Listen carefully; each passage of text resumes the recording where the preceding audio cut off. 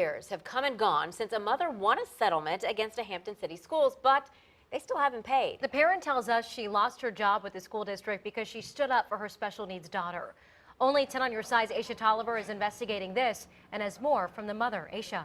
So guys, in 2016, the U.S. Department of Education's Office of Civil Rights found Kristen Granger was wrongfully fired in retaliation for what she says was just wanting what's best for her daughter with disabilities.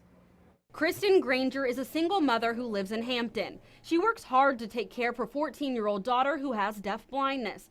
But a few years ago, she was wrongfully fired from her job as a school counselor. I just felt that it wasn't fair because the job that I was doing had nothing to do with my daughter. Back in July of 2016, OCR found Hampton City Schools illegally retaliated against Granger for advocating for her daughter with disabilities.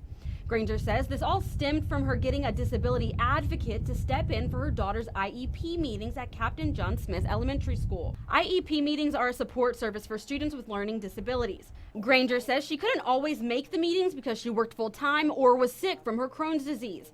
So she hired a local disability advocate, Regina Johnson, to go to them and relay information back to her. It's so hurtful because nothing that we have asked for or requested or fought for is against any regulations. But the school told her she couldn't do that, and when she asked for a policy on why, they fired her from her contracted out counselor job with the school division. I had to go to another school system, traveling back and forth, getting after school care for my daughter. It was a big financial hardship for me.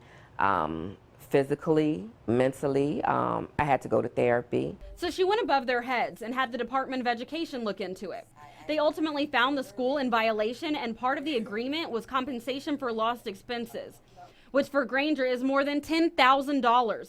A lot of money she has yet to see a penny of. It's like we've taken the chain of command more than once because we follow the rules, but all they do is just bump it back down. I reached out to the school board and school system to find out why years later she still hasn't been compensated. A representative says the school division cannot comment on the status of an active case with the United States Department of Education. Now, they told me to contact the Education Department's Office of Civil Rights, which I have, and they tell me they're looking into it and will get back to me. In the newsroom, I'm Aesia Toliver, 10 on your side.